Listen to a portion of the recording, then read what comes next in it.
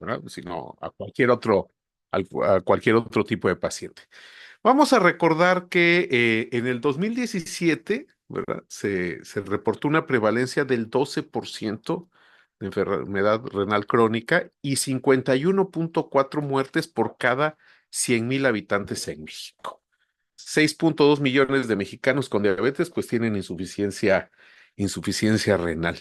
Y esto pues no solo representa, como ustedes saben, un gran impacto en las finanzas de las instituciones y en la economía de las familias, y para el gasto para el sector salud pues es importante, pero sobre todo, ¿verdad? Y lo que nos interesa a nosotros pues son los impactos psicológicos que representan los pacientes y en sus familias.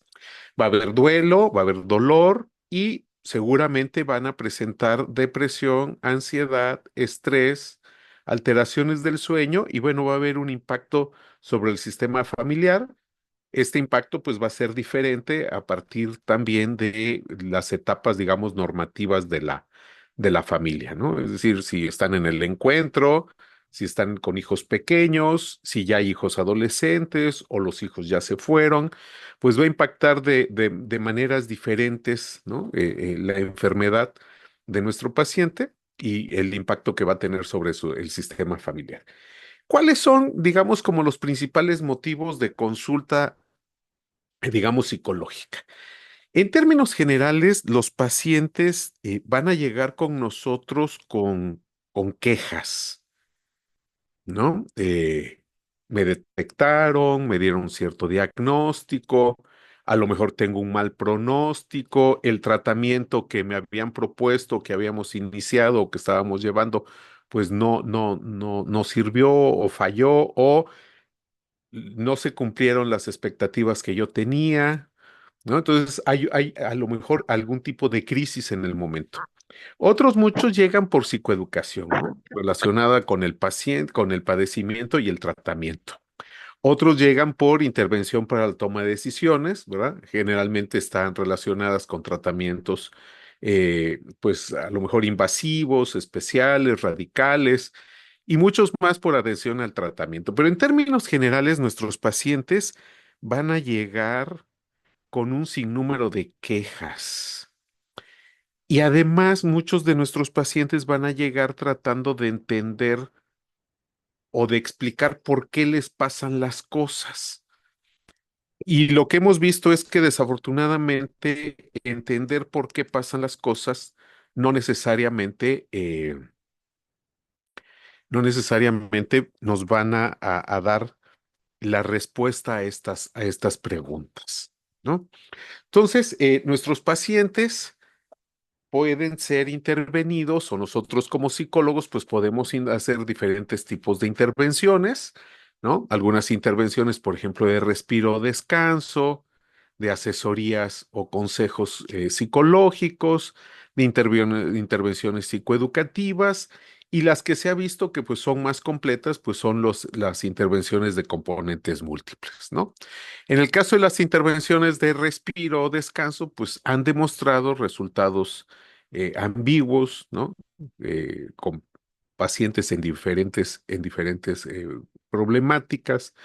Entonces, generalmente estas pues no van a funcionar mucho, sirven muy bien para la familia, para los cuidadores primarios, por ejemplo, sobre todo al final del ciclo, digamos, pero bueno, es importante que los pacientes y sus familiares puedan tener algún tipo de intervención de respiro o de descanso. Aquí hay algunos ejemplos que podemos tomar, ¿no? Dependiendo de los gustos, digamos, del paciente o de la familia. Pudiéramos utilizar alguno de estos o de otros muchos más ejercicios que podemos encontrar en la literatura. Pero en términos generales, solo tratar a nuestro paciente o a la familia con respiración, pues va a dar resultados muy, muy, muy limitados. Tenemos otro que pues es el del consejo psicológico, ¿no? Puede haber intervenciones grupales con componentes educativos y generalmente pues se van a enfocar pues a las problemáticas o a los cuidados, ¿no? Y esto desafortunadamente, pues va a depender mucho de la cohesión y la apertura del grupo, ¿no? Entonces, pero se encontró en la literatura este tipo de asesoramientos o consejos psicológicos. Las intervenciones psicoeducativas son importantes porque, bueno, nos va a dar información sobre la enfermedad y los procedimientos. Le podemos dar entrenamiento en cuidados de enfermería, que es bastante importante en ese sentido, porque bueno, en muchas ocasiones pues nos sorprende la enfermedad o no sabemos, no comprendemos en qué consiste. Y ahorita vamos a ver la importancia en un momento dado de que nosotros podamos entender qué es lo que pasa por la cabeza de nuestro paciente cuando escucha a lo mejor algún tipo de procedimiento o algún tipo de diagnóstico, ¿no? Nos puede servir para manejar al paciente, para disminuir sus síntomas negativos y puede aumentar la autoeficacia del cuidador, ¿no? Estas intervenciones entonces psicoeducativas han mostrado pues cierta efectividad eh, con los pacientes y sus familias. Pero las que nos van a interesar la tarde de hoy y son las que quiero compartir con ustedes, pues son las intervenciones de componentes múltiples, ¿no? Y aquí vamos a tener básicamente tres enfoques o tres tipos de terapia. Una que va a ser la cognitivo-conductual, la terapia racional emotivo-conductual y la terapia de aceptación y compromiso. Aunque suele requerir de periodos largos, porque, bueno, va a depender también de la evolución de la enfermedad, generalmente vamos a tratar a nuestros pacientes entre 8 y 12 sesiones más o menos. Obviamente aquí, pues va a depender mucho de la evolución del paciente, porque, bueno, se puede complicar, pueden pasar cosas que no se estaba previstos. Pero hemos encontrado que en términos generales, estos tres enfoques, enfoque cognitivo-conductual, terapia racional emotiva y terapia de aceptación y compromiso, han funcionado bastante bien, tienen un efecto positivo sobre la calidad de vida del paciente, sobre todo en el tratamiento de la depresión y la ansiedad. Vamos a ver muy rápidamente eh, ¿qué es esto del enfoque cognitivo-conductual? Porque antes de que nosotros hagamos algún tipo de intervención, sí es importante que conozcamos nosotros el modelo para que se lo podamos explicar a nuestro paciente. Este modelo es aparentemente muy sencillo, pero es importante que el paciente comprenda. Vamos a utilizar una técnica de proselitismo conductual, donde el paciente o la familia tiene de alguna manera que explicarle a amigos o familiares en qué consiste. Pero bueno, a lo mejor no vamos a hacer una intervención terapéutica, pero sí podemos utilizar este modelo para entender qué es lo que está pasando. Ahora, este modelo es bien importante que tengamos en consideración una serie de preguntas, aunque aquí, bueno, me faltó un signo de interrogación. Pero es muy importante que yo me haga una serie de preguntas. Y es para esta persona, con su problema específico, ¿qué tratamiento es el más eficaz? ¿Quién debe aplicarlo y en qué circunstancias? Para esta persona, vuelvo a repetir, ¿verdad? Con esta persona en particular, con su problema en particular, ¿quién es el que debe de dar el tratamiento, ¿cierto? ¿Y cuál va a ser el tratamiento más eficaz? Porque no a todos les va a aplicar exactamente el mismo tratamiento. Sin embargo, si bien tenemos que hacer una intervención individualizada, encontramos que hay una serie de elementos comunes en nuestros pacientes, ¿verdad? Que pudiera llevarlos a presentar un mayor número o una intensidad mayor de síntomas o de problemáticas.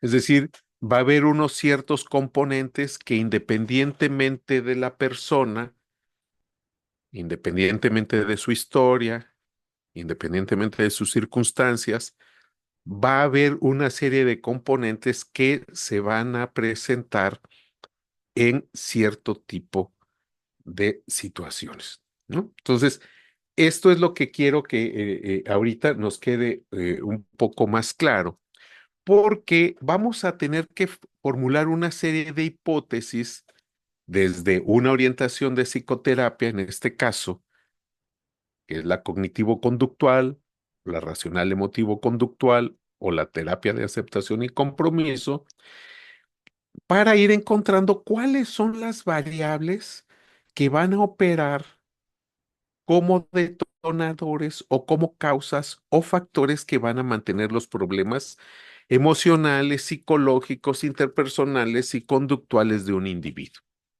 Entonces, tenemos que entender que desde estas posturas, nuestros pacientes, ¿ah? O la conducta de nuestros pacientes se debe a una multiplicidad de variables, ¿no? Es decir, tenemos que hacer una especie de análisis muy completo en un momento dado de todas las posibles em, variables para ir formulando nuestras hipótesis y poder dar en un momento dado algún tipo de atención. Y para eso, bueno, podríamos hacer este mapa donde va a haber unas variables distantes. Estos enfoques cognitivo-conductuales no se van a centrar en el pasado.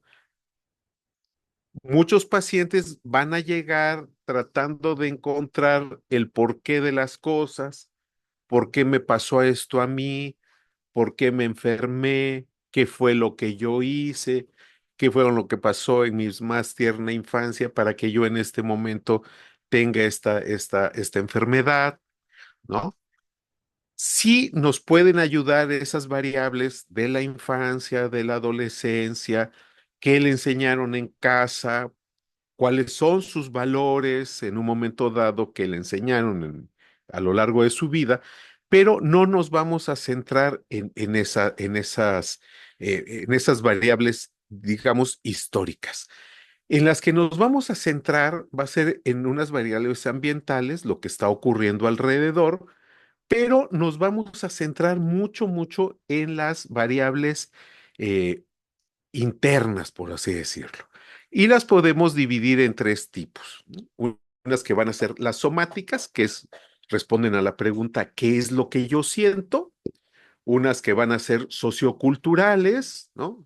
Como puede ser la edad, el grupo étnico, el sexo, el género, y otras de tipo cognitivas. Es decir, lo que a mí me ocurre en la vida desde esta perspectiva, las situaciones no determinan lo que está ocurriendo en mi vida, sino lo que me hacen sentir y lo que me hacen pensar. Y eso me va a llevar a realizar o a tener algún tipo de respuesta, y esta respuesta me va a llevar a una consecuencia a corto o a largo plazo, ¿no? Entonces, resumiendo todo lo que acabo de decir, tendría yo este modelito, donde las cogniciones, los pensamientos van a generar emociones y sentimientos. Mis pensamientos van a generar emociones que son respuestas rápidas, ¿no? Orgánicas, hormonales, fisiológicas, y van a generar conductas. Pero mis emociones también pueden generar pensamientos y pueden generar conductas, y mis conductas van a generar pensamientos y emociones. Pero además, esos pensamientos pueden jugar un papel importante. En el caso de, por ejemplo, nuestros pacientes, pues seguramente van a presentar ansiedad. Y pues mis pacientes, yo necesito de alguna manera cumplir una serie de metas, o puedo trabajar algunos aspectos ¿verdad? Dependiendo de la oportunidad que yo tenga, pero en términos generales, lo que yo buscaría con pacientes con ansiedad, pues sería una, alterar las metacogniciones desadaptativas. Ahorita vamos a ver qué es eso de las metacogniciones. Disminuir la tolerancia a la incertidumbre. Esto es una cuestión bastante complicada porque los pacientes, al ser enterados de su diagnóstico, pues van a generar, ¿verdad? Van a generar incertidumbre, no saben qué es lo que va a ocurrir con su vida, ¿verdad? No saben qué va a ser el futuro. Y eso lo que hace es incrementar los niveles de incertidumbre porque va a aumentar la preocupación. Y esa preocupación tiene una función. Las metacogniciones son los pensamientos que tenemos de nuestros propios pensamientos. Es decir, en el caso de la ansiedad, la preocupación va a jugar un papel. Ahorita vamos a ver que ese papel puede ser evitativo o puede ser supersticioso.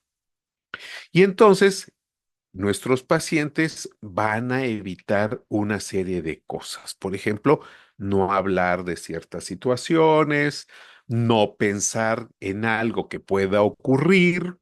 Por ejemplo, se le plantea al paciente que haga su testamento y a lo mejor el paciente piensa que eso lo va a llevar a morir. O supersticiosamente piensa que si no lo hace, si no hace su testamento, no se va a morir. Y obviamente, pues aminorar los síntomas físicos de la ansiedad. Para entender cómo juega todos estos factores, tendríamos este cuadrito que tengo acá. La situación es, la vida no es como es, sino cómo interpretamos nosotros qué es. Vuelvo a repetir, las situaciones, la vida cotidiana, el día, la enfermedad, el diagnóstico, no es como es, sino como yo la percibo, ¿verdad? Que es. Y aquí van a jugar un papel importante dos elementos. Por un lado, los procesos cognitivos. A lo largo de mi historia personal, yo he ido aprendiendo a qué le debo de prestar cierta atención. Eso me va a alertar para que yo tome en consideración algunos elementos y perciba o no, a lo mejor como peligroso ciertas situaciones. Eso va a quedar codificado en mi memoria, es retenida y es recuperada. Esto juega, digamos, es una especie como de software, nuestras aplicaciones, nuestro sistema operativo, que va a generar unos esquemas. Los esquemas son entidades más o menos eh, estables a lo largo del tiempo que me explican o que me permiten explicar conceptualmente el mundo, el futuro y a mí mismo. Estas creencias nucleares acerca de mí mismo, si soy valioso, soy amado, soy capaz, el mundo como debe de ser, va a generar, y el futuro va a generar unos supuestos y unas reglas de comportamiento. A lo mejor yo puedo pensar que el futuro debe de ser cierto, que las personas o que debo de tener el control sobre las situaciones y pues una enfermedad va a generar mucha incertidumbre. Y esta interacción entre los esquemas cognitivos y los procesos cognitivos me van a llevar a pensamientos automáticos y a distorsiones cognitivas. Generalmente estos pensamientos y estas distorsiones son una especie de atajo, ¿no? Para tomar decisiones rápidas sin que muchas veces yo las ponga en tela de juicio y que me van a llevar a dar una respuesta. Entonces, si a alguien le dan un diagnóstico, a lo mejor de insuficiencia renal, pues va a pensar que eso lo va a llevar automáticamente a la muerte, o una distorsión cognitiva muy frecuente es el catastrofismo y decir, pues me voy a morir y va a ser esto terrible, ¿no? Es una distorsión cognitiva el catastrofismo. Otra puede ser la personalización y decir que él se merece o no se merece ese castigo. Puede tener también blanco y negro o pensamiento dicotómico y pensar que las cosas son o completamente buenas o completamente malas. Esto es importante que lo tomemos en consideración porque a partir de este modelo es que nosotros podemos intervenir. Ojo, en la terapia cognitivo-conductual y la terapia racional emotiva, los pensamientos juegan un papel muy importante. Sin embargo, nosotros no consideramos que sea esos pensamientos la causa de la depresión o la causa de la ansiedad. Sin embargo, esos pensamientos que en la terapia racional emotiva, por ejemplo, pueden ser irracionales, como a mí no me debería de pasar eso, yo debo de estar sano, mi familia me debe de cuidar, mi esposa debe de estar a mi lado, son reglas de comportamiento que a lo mejor, ¿verdad? Tiene que ver, no, a lo mejor está íntimamente ligado, por ejemplo, con los otros a lo mejor me deben de cuidar, el futuro debe de ser cierto, o pensar, por ejemplo, que las personas malas merecen castigo. Y entonces si yo me enfermo, estoy siendo castigado. Hasta aquí quisiera yo hacer una pausa y si alguien tiene alguna pregunta en este momento acerca de este modelito, porque este mismo modelo nos va a explicar, por ejemplo, la depresión. En términos generales, nuestros pacientes deprimidos van a tener algo que se conoce como triada cognitiva negativa. Va a tener pensamientos inadecuados sobre sí mismo y va a considerar que o no es valioso, o no es amado, o no es capaz. El mundo y los otros es difícil o es poco comprensivo con él, y el futuro va a ser muy incierto. El futuro es desesperanzador. Y cuando se junta, ahorita que veamos depresión, cuando se junta el futuro incierto, empieza la desesperanza y puede empezar la ideación suicida, ¿no? No sé si hasta aquí en este momento tengamos alguna pregunta.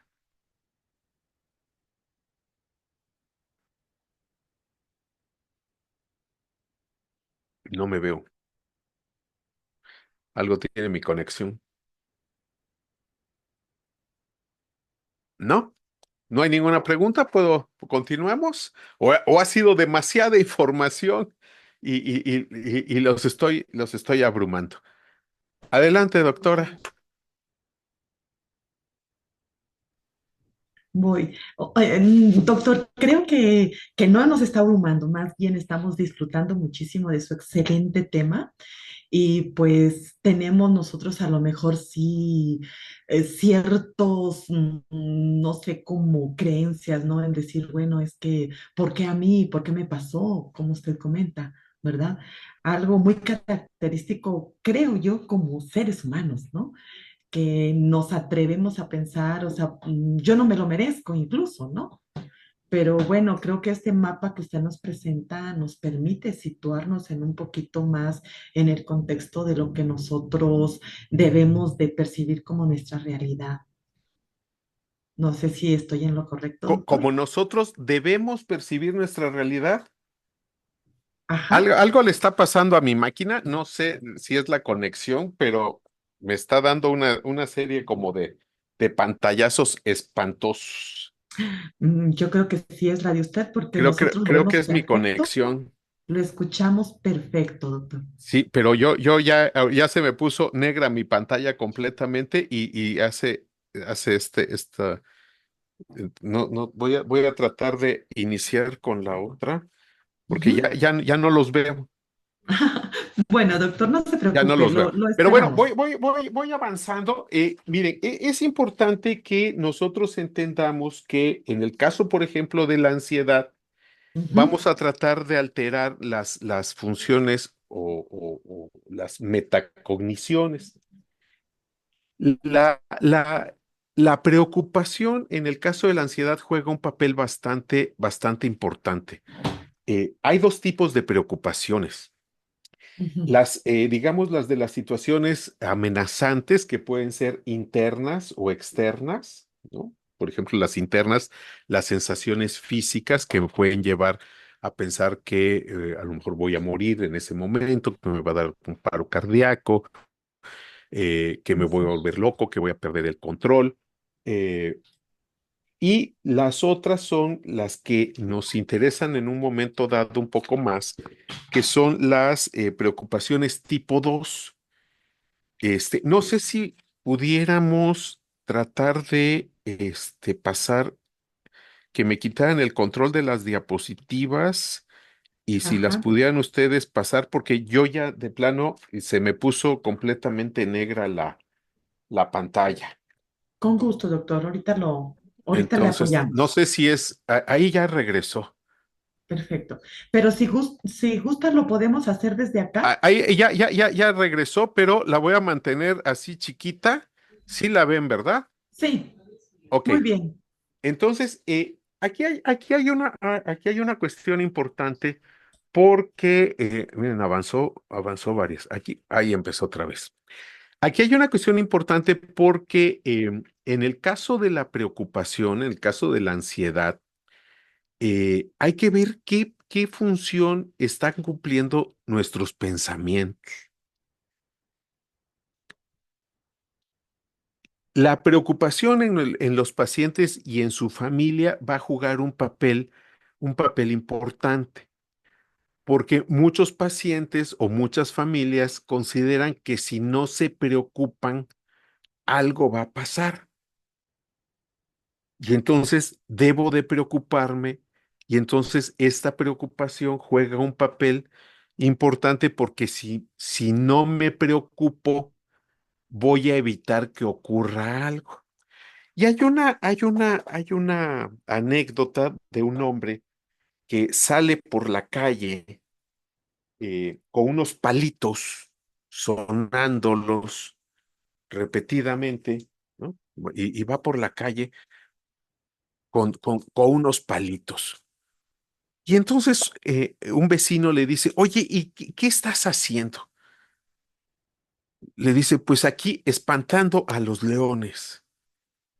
Y el vecino dice, oye, pero aquí no hay leones, pues ya ves qué efectivo es, ¿no? Entonces, en ese sentido, la preocupación juega un papel muy importante, mismo que pues tendríamos que disminuir estos pensamientos o alterar estas metacogniciones. ¿Cómo lo vamos a hacer? Pues con reestructuración cognitiva. Podemos aplicar varios instrumentos para identificar cuáles son los pensamientos que el paciente tiene, esos pensamientos automáticos. Porque esos pensamientos automáticos van a hacer que yo pueda de alguna manera ir accediendo a esos supuestos, a esas reglas de comportamiento y a esas creencias.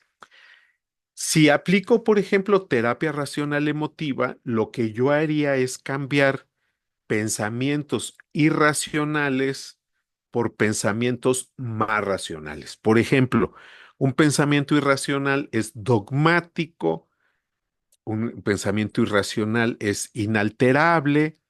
En muchas ocasiones estos pensamientos son autodestructivos o autocríticos y me llevan a ser esclavizado por esos pensamientos. Por ejemplo, yo no debería de estar enfermo, yo debería de estar sano, yo debería de estar en este momento en la playa.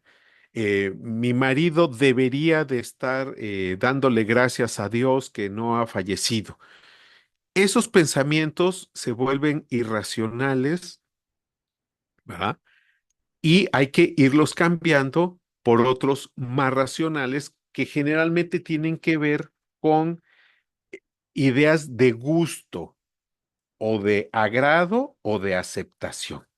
Por ejemplo, si el paciente dice, yo debería de estar sano, pues muy probablemente lo que haríamos, ¿verdad? Sería cambiarlo por un pensamiento. A mí me gustaría en este momento estar sano. Cambia, ¿no? El debería estar sano por a mí me gustaría estar sano. A mí en este momento me gustaría estar en la playa, a yo debería estar en la playa. Mi marido debería de estar agradecido conmigo porque lo cuido, a mí me gustaría que mi marido me diera las gracias. Esa es un tipo de reestructuración cognitiva. Hay muchas técnicas de reestructuración cognitiva. Puede haber una que se llama flecha descendente, donde al paciente le preguntamos en múltiples ocasiones a las respuestas que me dé y qué o y. Por ejemplo, yo no debería de estar enfermo. ¿Y cómo que y? Sí. Lo que vamos a producir es una disonancia cognitiva.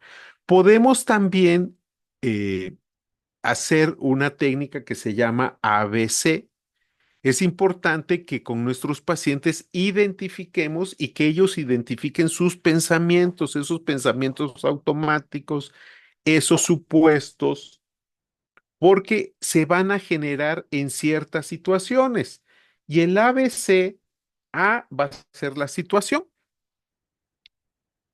Me dicen que me van a tener que hacer diálisis, me dicen que tengo una enfermedad renal, me dicen que me van a tener que hemodializar, me dicen que me van a internar. Esa es una situación, pero recordemos que desde esta perspectiva, la situación en sí no genera la realidad, sino que esta situación A me hace que yo piense en algo. Va a generar unos pensamientos, ¿sí? Entonces, si a lo mejor me dicen, es que usted tiene eh, una enfermedad renal, pues a lo mejor yo digo, ¿y por qué la tengo? Yo no debería tenerla. Yo me he portado bien, yo no soy una mala persona. Ese B, que son los pensamientos, me hacen sentir algo, que sería C, me llevan a una conducta probablemente, y entonces yo tengo que llevar a mi paciente a una D, que sería el debate, ¿no? Vamos a hacer algún procedimiento ahí para hacer una disonancia cognitiva con el paciente para que identifique primero en qué situaciones se presentan estos pensamientos, ya sea de ansiedad o de tristeza, cuál es la emoción o la consecuencia que tiene este. En muchas ocasiones, sobre todo en la ansiedad, le damos demasiada importancia a nuestros pensamientos y generalmente no los debatimos. Entonces, hay que debatirlos y cambiar estos pensamientos que son poco racionales por otros más racionales. Una de las cosas que decía yo hace rato es que nuestros pacientes generalmente llegan con quejas. Van a llegar y van a decir es que tengo una enfermedad, me van a dializar y uno muchas veces les pregunta, ¿y cuál es el problema? ¿Cuál es el problema que un paciente tenga diabetes o que tenga, y como resultado, una enfermedad renal? Yo les quisiera preguntar a ustedes, ¿cuál es el problema? ¿Cuál es el problema que un paciente tenga una enfermedad renal?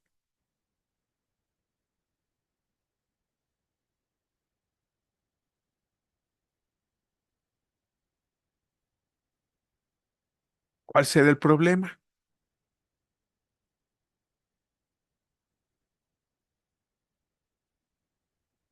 Vamos a suponer Podría, que alguien lo acaban de diagnosticar. ajá, ¿Cuál es el problema? pues podría ser una reestructuración cognitiva, doctor. Ajá, pero ¿cuál es el problema? Por ejemplo, a La usted, no, doctora, le dan hoy en la tarde el diagnóstico que tiene ajá, usted, una enfermedad renal crónica, una ajá. insuficiencia renal crónica. ¿Qué pasaría si a usted en este momento le dieran ese diagnóstico? Pues yo creo que primero sería como la negación, Ajá, la no aceptación ajá, y lo que comentaba usted hace ratito, ¿no? O sea, hacernos así la pregunta como la incógnita, ¿por qué a mí? ¿Por qué yo? ajá, Y pues estar así como que siento yo como en una completa, como ausencia de la realidad, ¿no? Porque no quiero aceptar lo que está pasando. ajá. Que podría ser ecumente. Ah, Sí. ok, fíjese, ahí sí tenemos un problema. La Ah, preocupación por la familia y el futuro. Fíjense, va a surgir preocupación, pero en muchas ocasiones los pacientes no tienen claro cuál es el problema. Lo que ajá, hemos visto es que los pacientes que presentan, cualquier tipo de paciente que presenta ansiedad y que presenta depresión, es que no sabe resolver problemas. Primero, porque no identifica cuál es el problema. ¿Cuál es el problema que tenga usted hipertensión o que tenga usted diabetes? Y se van más a la queja o a la búsqueda de el origen, la causa, el por qué, etcétera. Y bien, por aquí dice en el comentario en el chat, ay, es que si le muevo empieza a temblar esta cosa. Me dice, el problema es económico. La preocupación, dice, podría ser económica. Claro, ahí sí hay un problema. No tenemos transporte para llevar a mi paciente a diálisis. Ahí sí tengo que un problema. Es que voy a tener que hacer adecuaciones en mi casa. Ah, ahí sí tengo un problema. Es que voy a tener que ir a Tuxtla al curso de certificación para hacerle de la diálisis a mí.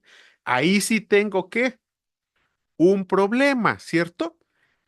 Entonces, en la terapia de resolución de problemas, lo que vamos a hacer es, primero, que el paciente y la familia identifiquen cuáles son los problemas. Segundo, ¿cuál es la visión o la orientación que tiene mi paciente acerca del problema? ¿Es una cuestión catastrófica? ¿Es una cuestión terrible o es una oportunidad? Esa orientación, si yo pienso que va a ser catastrófico, que es un castigo, que no me lo merezco, porque a mí el problema, ¿verdad?, se convierte en un obstáculo que quiero eliminar. Y mucho de eso que quiero eliminar es cómo me siento. Y entonces los pacientes llegan y te dicen, es que yo ya no me quiero sentir así. Tenemos entonces que trabajar en lo que piensa, porque si modifico lo que pienso, acuérdense en el triangulito, voy a modificar lo que siento. Si mejoro las habilidades de resolución de problemas, es un poco más probable que yo pueda hacer cosas con mayor sentido, con mayor pertenencia. El problema muchas veces es que nuestros pacientes, lejos de solucionar el problema, las decisiones que toman los alejan de la resolución del problema. Entonces, van al brujo, van a las cartas, van a miles de lugares, ¿cierto? Para tratar de resolverlo. Y lo único que en muchas ocasiones hacen, ¿verdad? Es complicar el problema. Por ejemplo, hay personas que tienen problemas económicos y lo que hacen es endeudarse con algún agiotista, con algún prestamista, ¿cierto? Venden, se deshacen de cosas, sobre todo cuando, y aquí habría que incorporar un concepto interesante, ahorita que nos acerquemos a la terapia de aceptación, que tiene que ver con la aceptación del diagnóstico y la aceptación del pronóstico. Y por eso es importante, a la hora de alterar las metacogniciones, aparece un tercer recurso que es la terapia de la ampliación de la conciencia. ¿A qué les suena a ustedes esto de la ampliación de la conciencia?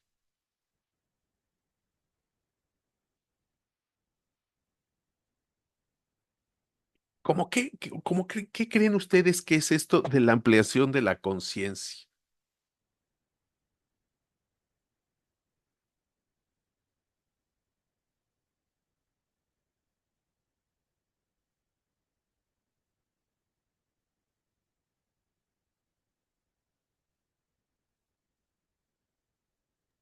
Sería a hacernos conscientes de la situación. Perdón, casi no le escucho. Hacernos conscientes de la situación. Hacernos conscientes de la situación. Ok, pero por qué ampliar nuestra conciencia?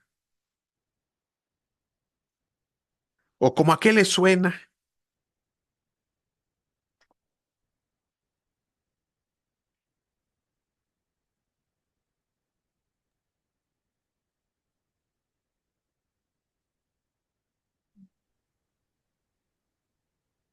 ¿Qué será esto de la ampliación de la conciencia?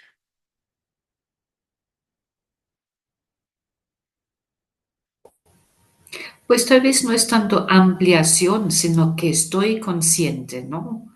Que Ajá, a la hora que estoy consciente ya puedo accionar diferente a que lo hago subconsciente. Entonces ni pienso en la ampliación, sino más bien estar consciente que está pasando. ok. Desafortunadamente, nuestros pacientes, ¿verdad? En muchas ocasiones no tienen la conciencia de lo que está pasando. Por eso hablamos de ampliación de la conciencia. Se centran a lo mejor en alguna dificultad, en alguna queja, y yo les pregunto, ¿hay cosas en la vida que podemos controlar?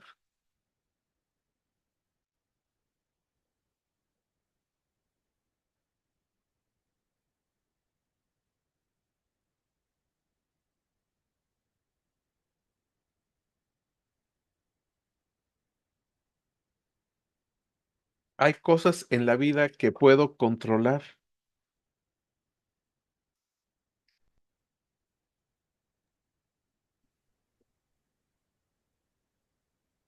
Sí, sí, podemos controlar ciertas cosas. Sí, podemos controlar. ¿Qué podemos controlar?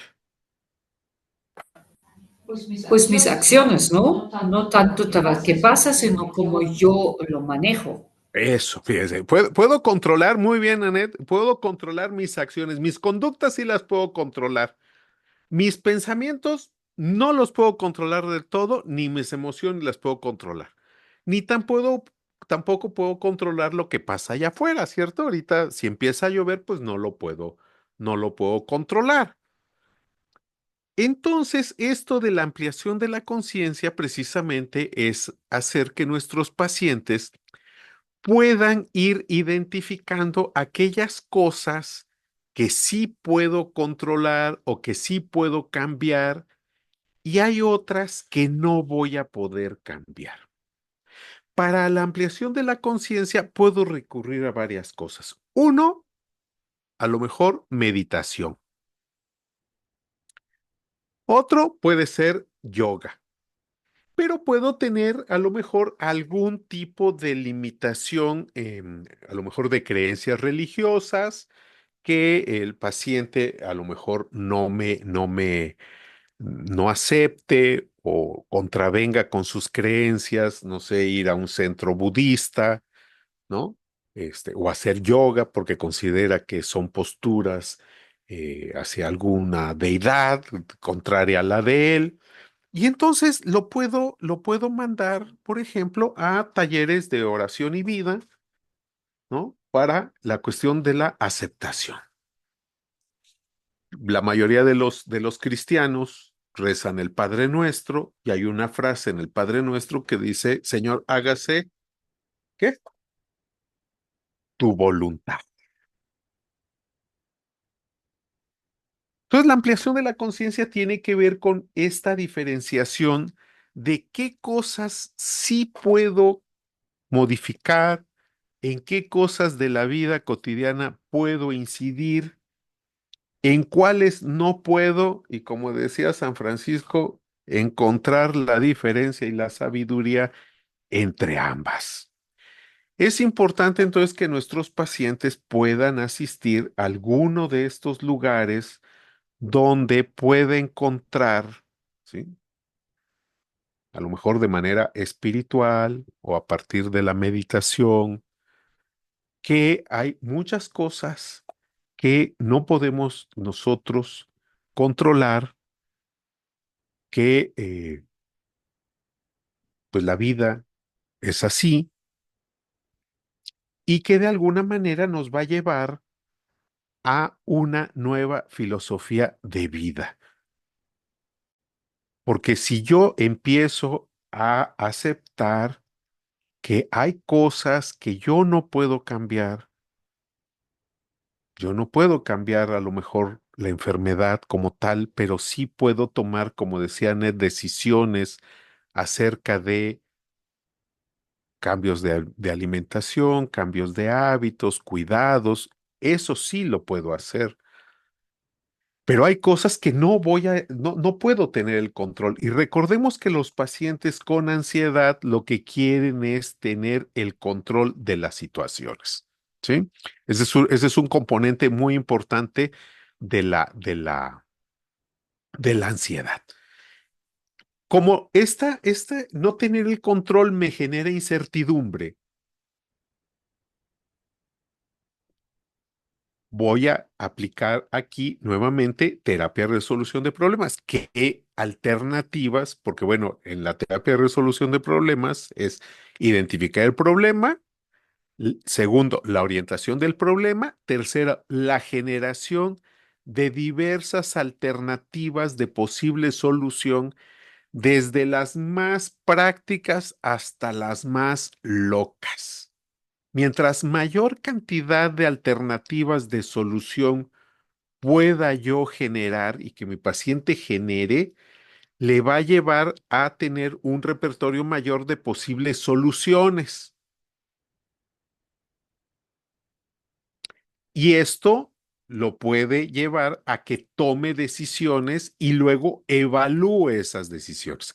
Esos son entonces los pasos de la terapia de resolución de problemas. La identificación del problema. ¿Cuál es el problema? No tenemos dinero.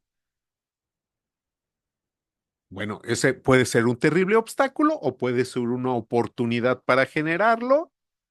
Tengo una enfermedad, lo puedo ver como algo terrible o como la oportunidad para poner en orden mi vida, poner en orden mis actividades, poner en orden mis cosas, ¿no? Que se me está dando una oportunidad más de convivir, de mejorar la vida, de disfrutar la vida. Son dos posturas diferentes, ¿no? Me permite generar alternativas, tomar decisiones sobre esas alternativas, ¿no? No tengo dinero, ¿qué hacemos?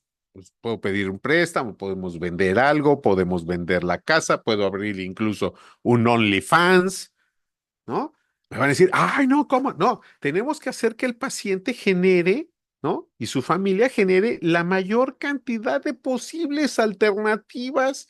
Y mientras más amplio sea el panorama, el abanico de alternativas, dentro de estas pudiera el paciente encontrar alguna que contribuya a mejorar su situación. La otra es el automonitoreo.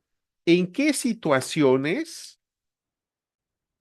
¿no? Porque el automonitoreo tiene que ver con el automonitoreo, es decir, en qué situaciones me genera la ansiedad, dónde, cuándo, con quiénes, ante qué situación me genera la ansiedad, porque esto va a llevar a la autoevaluación, es decir, qué me hace pensar, qué me hace sentir, ¿cierto?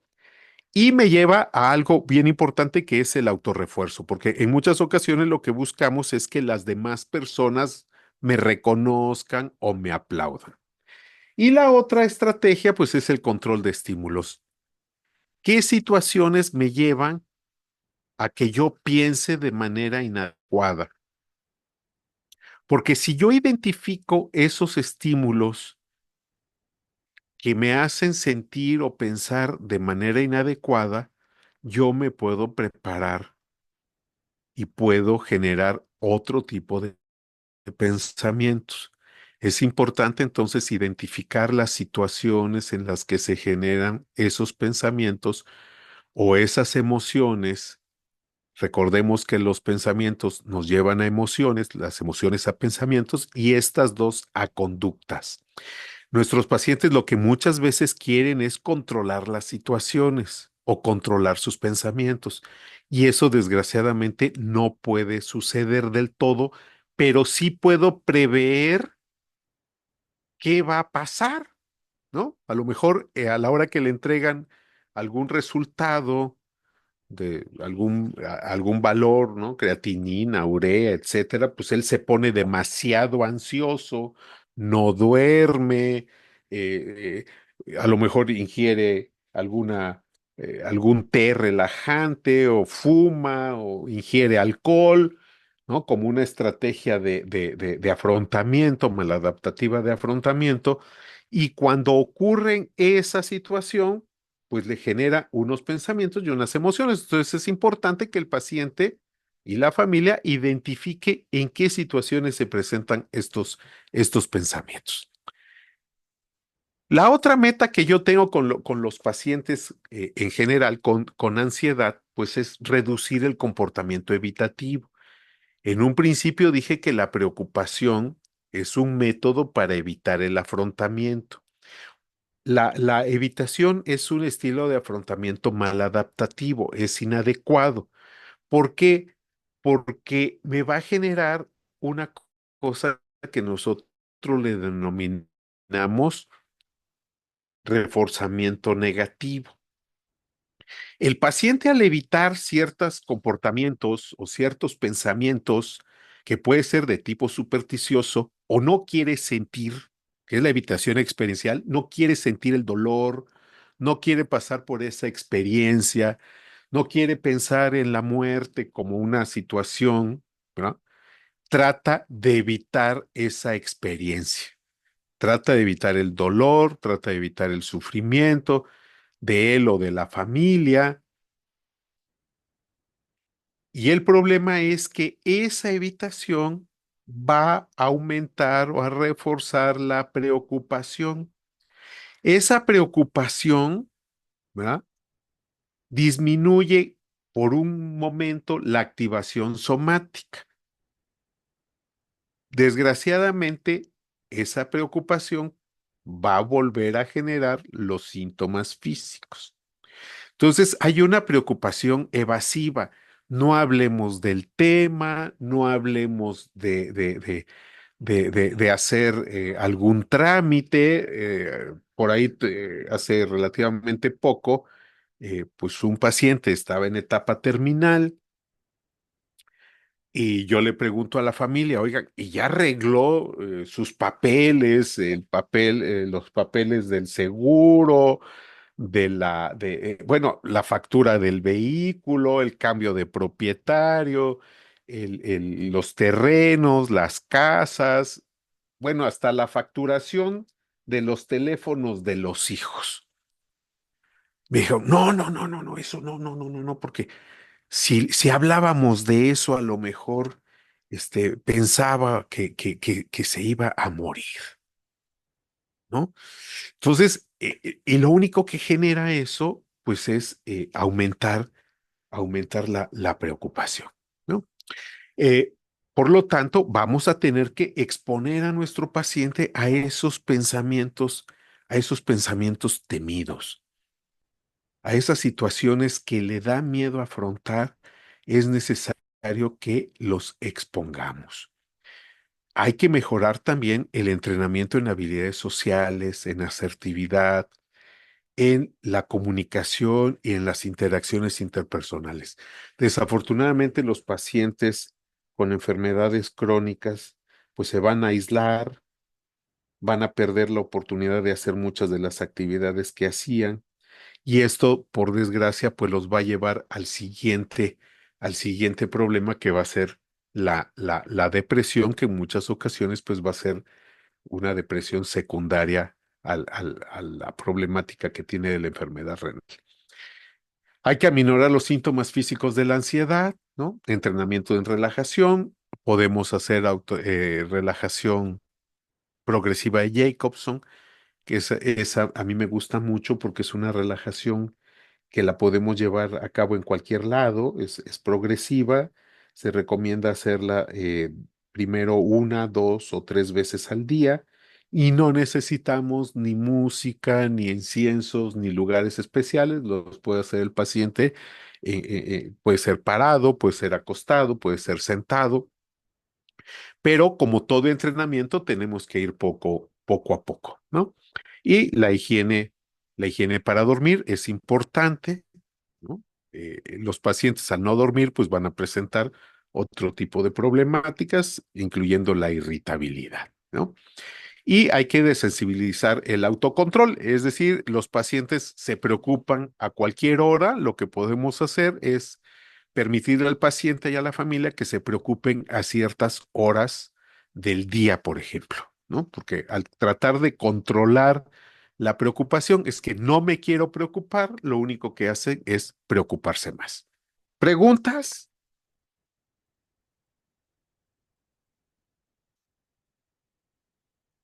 Entonces, tengo estas metas, ¿no? Mejorar la calidad de vida del paciente, pero van a haber unas metas intermedias que teníamos al principio, ¿no? En el caso de la ansiedad, pues van a ser estas de mejorar o de modificar las metacogniciones desadaptativas, disminuir su intolerancia a la incertidumbre, reducir su comportamiento evitativo y aminorar los síntomas físicos de la ansiedad. Para el caso de la depresión, si no hay ninguna pregunta por el momento, aquí se complica un poco la cosa, porque voy a tener en términos generales 5 grandes metas. Y otra vez nos encontramos con disminuir el pensamiento disfuncional, ¿no? Esa triada cognitiva negativa que tengo, ¿no? Eh, acerca de mí mismo. ¿Por qué me pasó esto a mí? Porque no soy amado, no soy valioso, porque no fui capaz de cuidarme. Con el mundo es injusto, el mundo es poco comprensivo, el futuro es terrible, es incierto, eh, es desesperanzador. Entonces tengo que disminuir esos pensamientos disfuncionales, y nuevamente me topo aquí con la reestructuración cognitiva, ¿verdad? Eh, Recordemos que estas creencias acerca de mí mismo, del futuro y de los demás me van a llevar a ciertos supuestos. A lo mejor yo soy buena persona, no debo enfermarme. Por lo tanto, si me enfermo, es que soy mala persona. Entonces, habrá que hacer esta reestructuración cognitiva, ¿no? Nuevamente, si nos damos cuenta, hay una terapia de resolución de problemas, porque ese es un déficit en términos generales de los pacientes que entran en depresión y que son ansiosos, ¿no? Es decir, hay una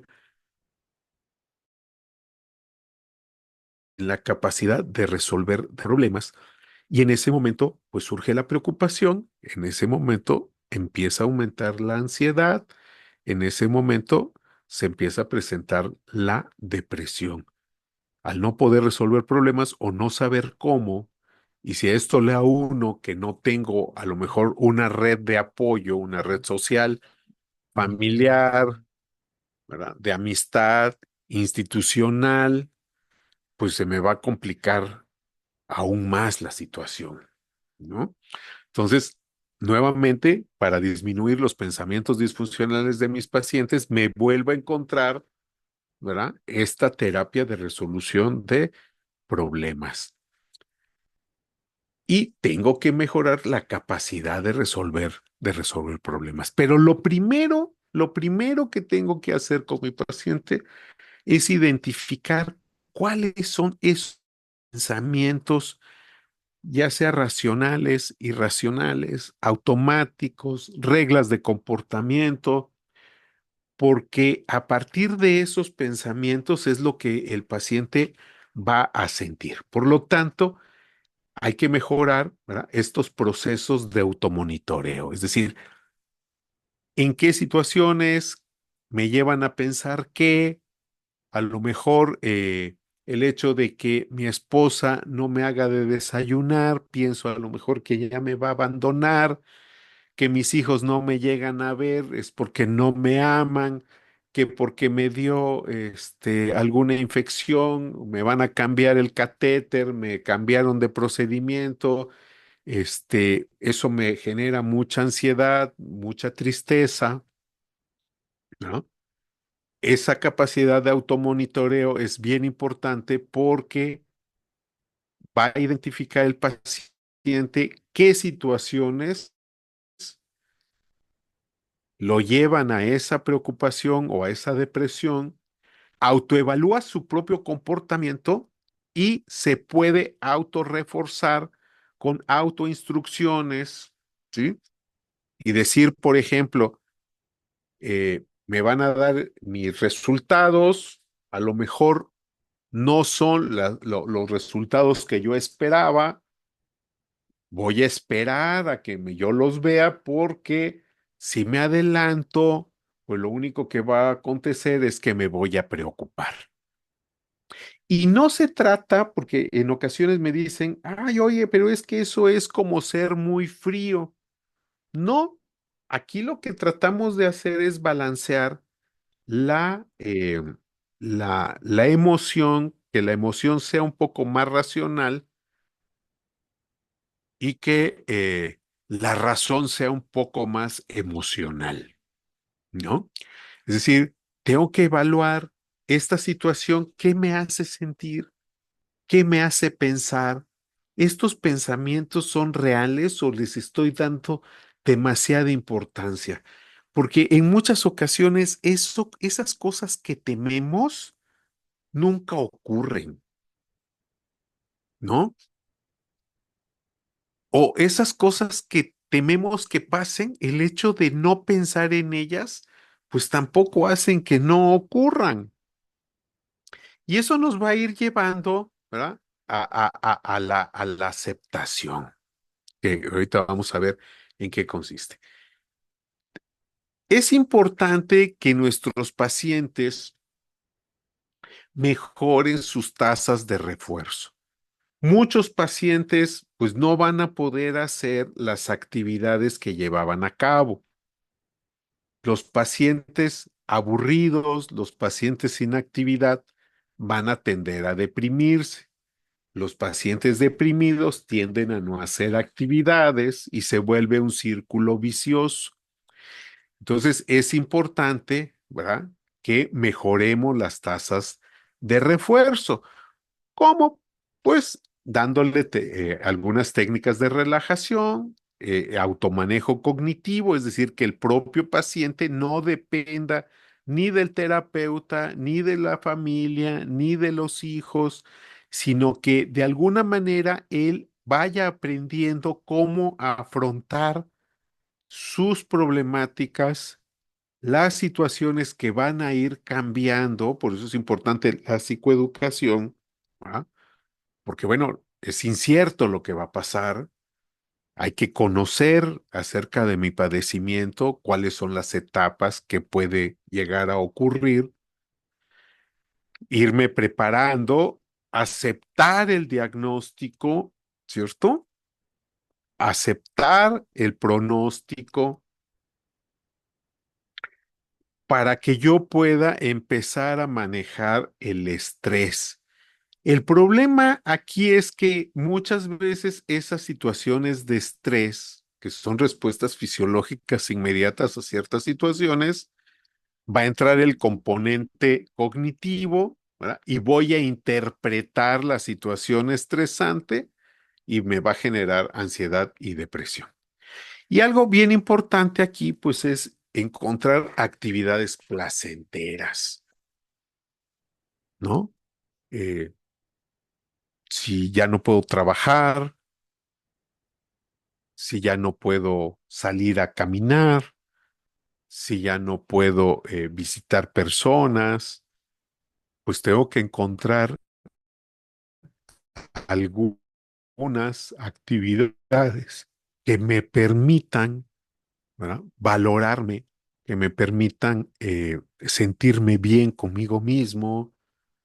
Y es muy importante la activación conductual. Paciente que se queda en un solo lugar, ¿verdad? Paciente que va a entrar en depresión. Entonces hay que buscar alternativas dependiendo de su estado, de la evolución de la enfermedad, ¿verdad? ¿Qué actividades que le lleven a ser reforzantes podemos hacer con él? Y de preferencia, estas actividades deben de ser actividades que le permitan el contacto con otras personas. De repente, algunos pacientes ya no quieren ver a nadie, ya no aceptan visitas, consideran que no los deben de ver en ciertas situaciones, pero es importante que esta activación conductual, además de que sean actividades placenteras para el paciente, si pudieran ser de tipo social, sería bastante beneficioso para ellos, ¿no? Y aquí es donde tenemos que hacer entrenamiento en habilidades sociales con nuestros pacientes, ¿no? Este es un cúmulo bastante amplio, el entrenamiento en habilidades sociales, que va desde aspectos de lenguaje corporal, de lenguaje paralingüístico. Por ejemplo, hay pacientes que a lo mejor encuentran a un familiar, a un amigo en la parada del transporte para ir a Tuxtla o se lo encuentran, no sé, en el 5 de mayo y el otro paciente o la otra persona va a prisa y el paciente lo puede interpretar como que ya lo quieren evitar, ¿no? Entonces, este entrenamiento en habilidades sociales va desde entender, ¿no? La comunicación asertiva, pedir y dar retroalimentación, aceptar cumplidos, porque ese es otro problema de muchos de nuestros pacientes que consideran que no son merecedores a lo mejor de afecto o de amor, o que si alguien se preocupa por ellos o hace algún comentario es por lástima, ¿no? Entonces, son muy importantes el desarrollo de habilidades sociales y esto nos podemos apoyar de grupos de autoayuda, de terapia grupal, ¿no? Donde el paciente va y convive con otros pacientes en la misma situación, ¿no? Donde se prueban estas habilidades sociales, porque en muchas ocasiones, por ejemplo, algo tan sencillo y que va relacionado con la resolución de problemas.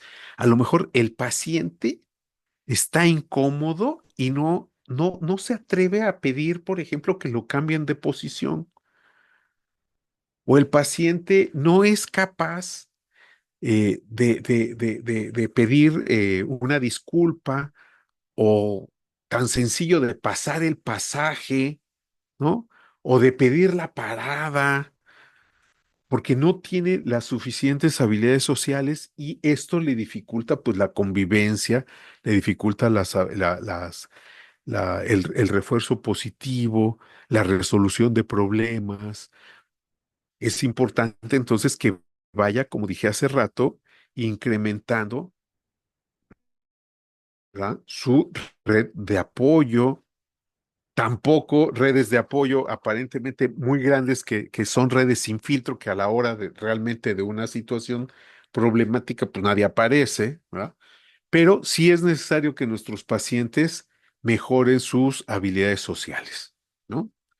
Llevémoslos a algún lugar, si es posible, que convivan con otras personas, con la familia, llevarlos a algún club, algún grupo de encuentro, de autoayuda, ¿no? Para que mejoren estas habilidades y mejore sus tasas de reforzamiento positivo. Aquí es importante tomar en consideración que muchos de estos pacientes van a tener ideación suicida.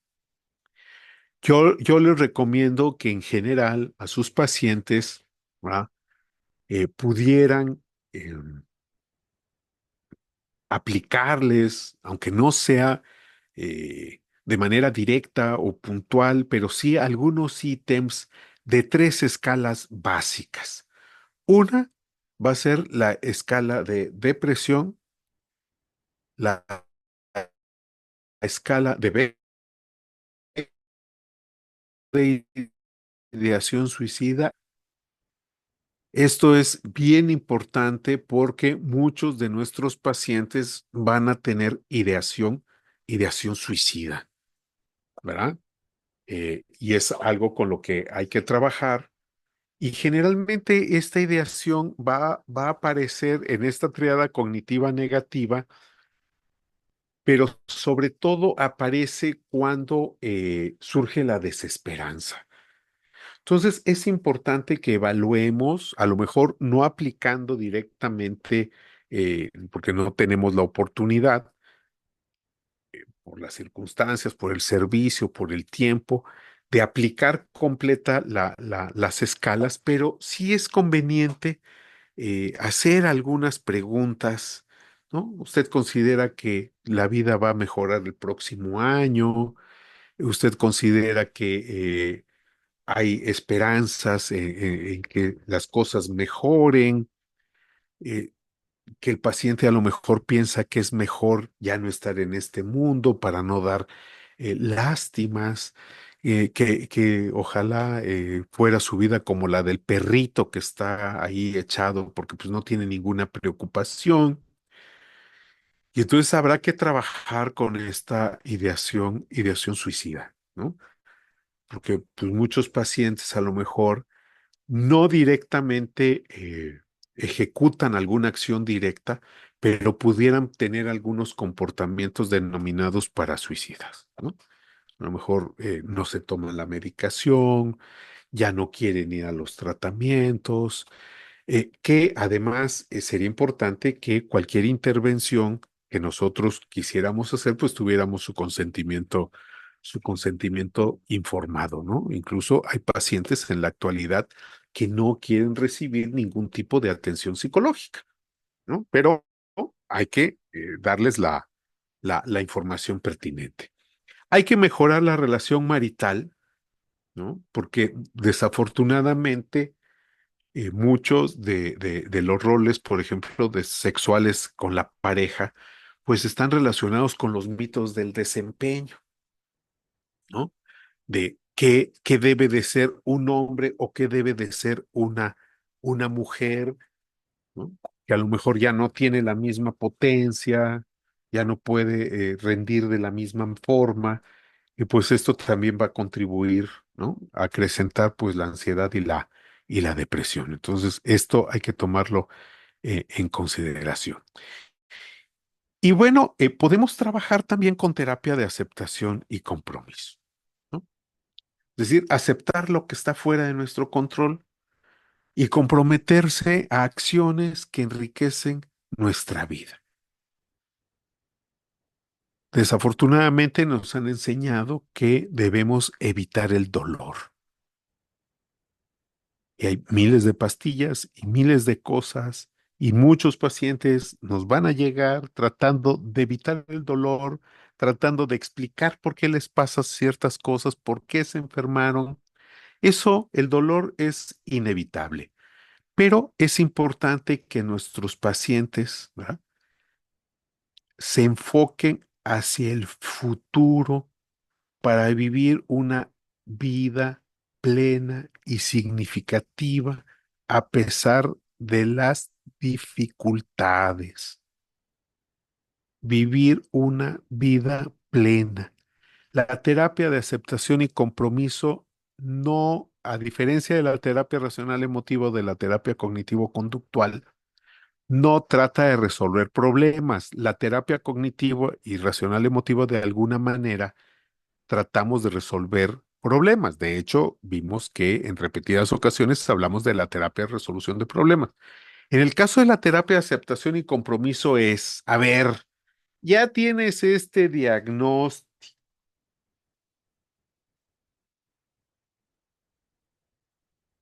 ¿Qué viene para adelante? ¿Qué vamos a hacer, cierto? Para vivir de manera plena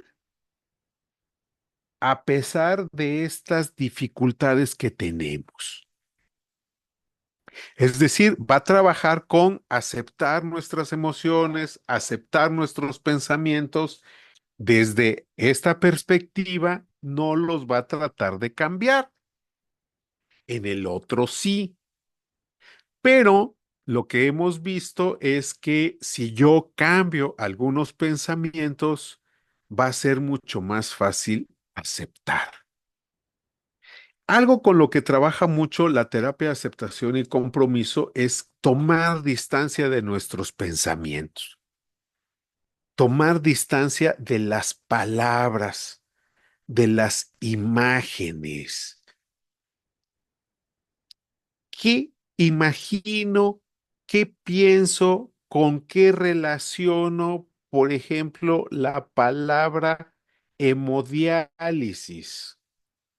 ¿Con qué relaciono o con qué pienso, no? Imagino la palabra cáncer. ¿Con qué relaciono la palabra enfermedad renal crónica? Porque al final de cuentas, esa palabra nos va o está asociada a una imagen, está asociada a un objeto, pero la palabra no es el objeto, pero generalmente nuestros pacientes consideran que esa palabra, y más si se lo dicen a sí mismo, por ejemplo, soy diabético, soy hipertenso, pues ya soy, y entonces me va a costar mucho trabajo desligarme porque yo tengo depresión, soy depresivo, soy ansioso. No, nuestros pensamientos, nuestras palabras, las situaciones, ¿verdad?, no son verdades absolutas. Hay que vivir el aquí y el ahora, sí, sí, dice, no pensando en el pasado ni en el futuro de manera preocupada, pero sí ocupada. Es decir, yo tengo que ponerme metas claras, ¿cierto? Ya me dieron un diagnóstico. ¿Qué tengo que hacer para llegar a cierta meta? Yo siempre pongo el ejemplo de mi mamá. Mi mamá, pues, es una señora de 80 y tantos años empezó a tener problemas de la vista desde los años 80. Para el año 2000, ella ya tenía un problema bastante severo de vista y iba constantemente a revisión y se toma sus medicamentos, hace ejercicio, cuida su alimentación. Y en el año 2000 el doctor le decía, ay, doña Gloria, pero ¿para qué se cuida usted tanto? Usted está pensando en el 2025, que quiere ver a sus nietos. Su hijo ni se ha casado, ni nietos tiene. ¿Qué? ¿A poco quiere usted ver a sus nietos que se gradúen de la universidad? Mi mamá, afortunadamente, sigue viva y el que ya no está con nosotros es el doctor. Nosotros somos más que nuestros pensamientos y que nuestras emociones. El futuro es incierto. No tenemos realmente los estoicos, que es una de las filosofías sobre las que se basa esta terapia, consideraban que realmente nosotros los seres humanos somos tan pequeños que no podemos controlar prácticamente nada en nuestra vida. Sin embargo, es importante que identifiquemos qué es lo que es realmente importante y significativo para nosotros, para que en esa medida actuemos de acuerdo a nuestros valores, incluso en presencia de los obstáculos. Y nosotros podemos identificar las creencias de nuestros pacientes a partir de sus valores. Y vamos a hacer una pequeña actividad. Voy a tratar de que se haga grande mi pantalla sin que empiece a parpadear. Ya no le quise mover porque realmente me perdía yo. Hay un modelo de valores de Simon Dolan, se llama modelo triaxial, y nos dice que hay 51 valores. Bueno, hay un valor más que es la confianza. Pero este autor dice que hay 51 valores, unos de tipo emocional, otros éticos sociales y otros pragmáticos. Para ir cerrando la actividad, les voy a pedir, por favor, no sé si lo logran ver, pero quiero, por favor, que de cada grupo que tienen ahí en la pantalla, escojan ustedes un valor. En el grupo uno tenemos cariño, creatividad, mente abierta, autoestima, honor, mantener las tradiciones, apoyo, armonía, perseverancia, éxito escolar, determinación.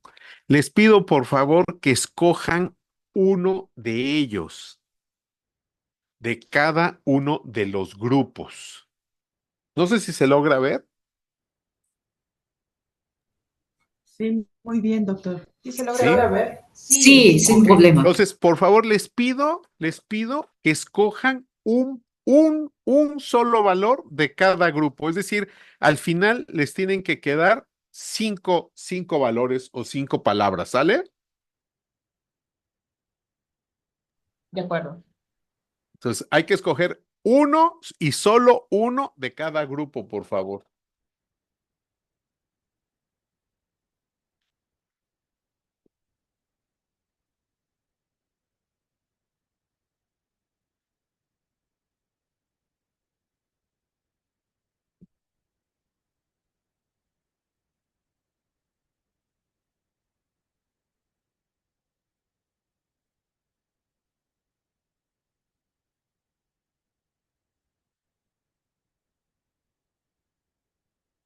Me avisan cuando ya los tengan. Ya tengo los míos, doctor. No sé. Ok. ¿Alguien más? Igual, ya tengo Ok, los míos. ok. Quiero, por favor, que observen los valores que escogieron, de qué color son, Ujú. porque si ustedes identificaron, cada grupo tiene un color Y y dijimos que había tres, ¿verdad? Unos emocionales, otros éticos sociales y otros de tipo que pragmáticos. ujú, Hay muchos cuestionarios, escalas con las que podemos identificar, por ejemplo, pensamientos automáticos, distorsiones cognitivas. Pero ahorita, así rápidamente, vamos a tratar un poco de identificar cuáles son nuestras creencias nucleares, porque esas creencias nucleares son también nuestros valores. Si yo considero que la lealtad es un valor importante, pues o yo soy leal o yo espero lealtad de los demás. sí, Si yo considero que el cierto. apoyo, que hay que apoyar, que las relaciones familiares, la cooperación o la generosidad son importantes, eso me va a llevar a unos supuestos hacia mi persona, hacia el mundo o los otros y obviamente de alguna manera hacia el futuro. Porque, por ejemplo, si yo considero que es muy importante mantener las tradiciones, pues seguramente voy a hacer cosas para mantener a lo mejor pues a la familia unida y voy a celebrar el Día de Muertos y voy a hacer, ya estoy pensando en el arbolito de Navidad. Pero si yo considero que las demás personas, ¿verdad?, deben de ser generosas o yo soy generoso y espero que los demás sean generosos y no lo son, pues voy a empezar a tener conflictos, problemas con la pareja, con la familia o conmigo mismo. Entonces, es muy probable que ustedes hayan escogido dos o tres valores de un mismo color. ¿Fue así? Sí, Si alguien escogió sus cinco valores del mismo color, ¿alguien los escogió así?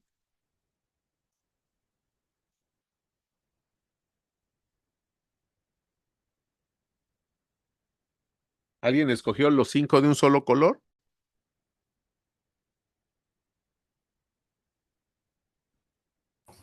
La verdad no. Es Fueron tres. mucho, ¿Mande? dos o tres de los verdes y uno, el mezclado de los tres colores. Mezclado de los tres colores. Por aquí, la maestra Karen dice, sí, yo sí. ¿Usted los del mismo color los cinco?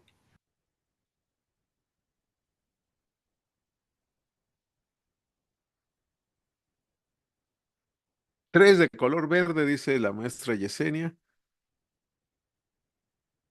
Ok, fíjense, los verdes van a manejar su vida a partir de las emociones. Fíjense, en el grupo 3 está la salud y el bienestar. Va a ser un valor muy importante. Por lo tanto, si lo pierden, yo debo de tener salud. A mí me deben de querer. Yo debo de estar feliz y alegre. Yo debo de divertirme. Entonces, hay que ver, ¿verdad? Con lo que veíamos en la diapositiva anterior, ¿cuáles son mis valores más importantes? Fíjense, la maestra Ana María dice, yo con los azules. La maestra Ana María, entonces, ¿verdad? Es leal, es respetuosa, es cooperativa, es generosa. ¿Ah? para ella la integridad, la justicia, la amistad, pero así como a lo mejor ella es o tiene estos valores, es muy probable que pretenda que los demás tengan esos mismos valores. Y si alguien, por desgracia, no responde en la misma medida, pues a lo mejor se puede sentir lastimada, se puede sentir agraviada, puede ser que no entienda cómo alguien, ¿verdad? No considere importante las tradiciones o la transparencia o las relaciones familiares y prefiera a lo mejor, no sé, el dinero o la seguridad. Sí, sí, sí ven cómo cada uno de estos valores va haciendo que yo vea el mundo de determinada manera. ¿Cómo quiero que sea a lo mejor mi pareja o mi futuro o mi vida, mi presente, mis relaciones con los otros? Entonces, hay que ver, ¿no? Si mis valores están alineados, si realmente habría que a lo mejor identificar alguno de esos valores. ¿Cuál es el más importante? ¿Lo estás cumpliendo? ¿Quieres trabajar en él? ¿Te causa alguna situación contraria? Por ejemplo, a alguien le puede pensar mucho en divertirse. Y es muy importante para alguien divertirse. Y ahora que tengo esta enfermedad, ya no me voy a poder divertir. Ya no voy a poder tener libertad de ir a donde yo quiera. Estos valores me llevan a la consecución de mis objetivos, porque si yo considero que la salud es muy importante y me acaban de dar un diagnóstico que a lo mejor es contrario a la salud, yo me puedo preguntar, bueno, ¿qué tengo que hacer a partir de este momento que ya me dieron cierto diagnóstico para yo conservar la salud o para mejorar la salud o para que no se deteriore más mi salud? ¿Preguntas? Para,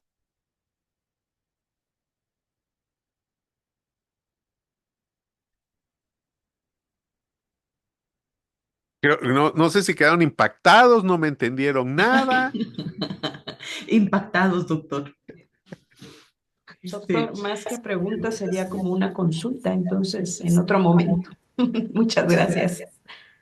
nos dejó reflexionando lo que nos acaba de decir, cómo nos definen estos valores que usted nos está presentando.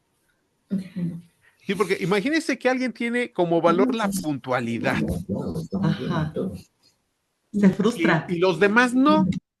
Ajá, ¿No? Y resulta que en el 5 de mayo la señorita llegó tarde y abrió tarde el archivo.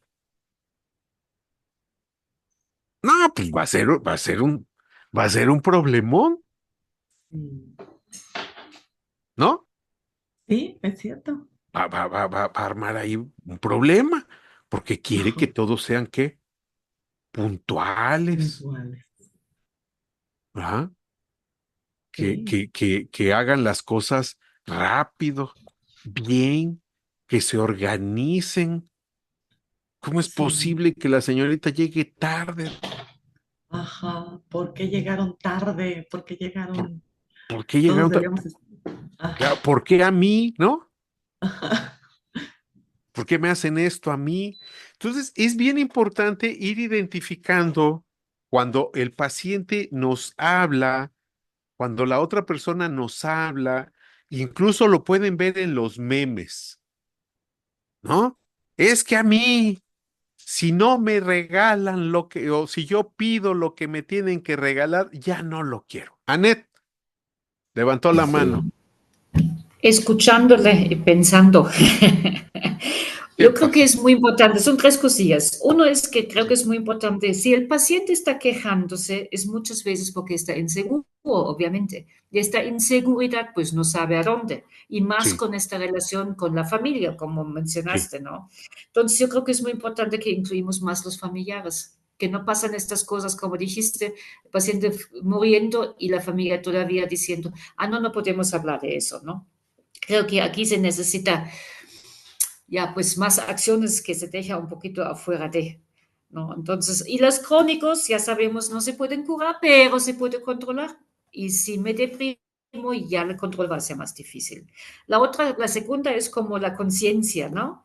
Que realmente creo que tenemos que hacer más énfasis a estas relaciones pacientes familiares porque tiene Ujú, mucho que ver con el bienestar del paciente, ¿no? Y también sí. al familiar, ¿no? Para que no quede un rezago después cuando realmente fallece el paciente y no se ha dicho y no se ha organizado, arreglado que se deba hacer, pues entonces luchamos más por empatía y atención, ¿no? Y el último, pues que dijo ahorita aquí mi compañera, esta de la autoevaluación, ¿no? Porque nosotros vamos al paciente, vamos a estar con ellos, y si no estoy consciente de eso, va a ser muy probable que nos malentendemos todo el santo día, ¿no?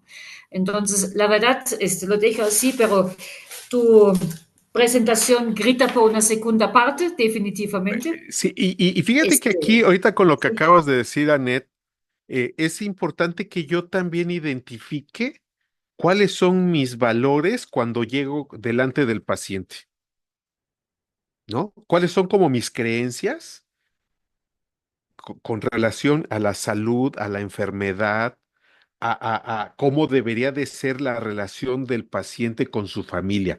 Porque a lo mejor llega la enfermera o llega algún personal de la salud y dice, ¿y dónde está la esposa? Ay, señora, ¿cómo es posible? Usted debería de estar aquí. ¿Cómo se va? ¿No? Ahí están entrando también nuestras creencias, nuestros valores.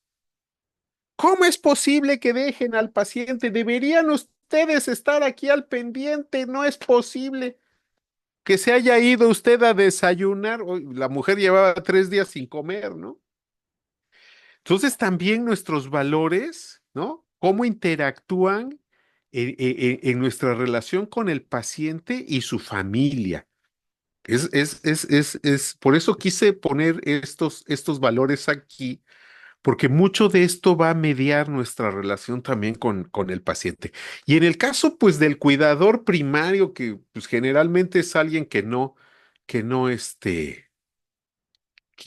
pues no sabe, ¿no? Generalmente le tocó, pues órale, ahí te va, tú no trabajas, este, pues cuídatelo, ¿no? Cuídate a papá.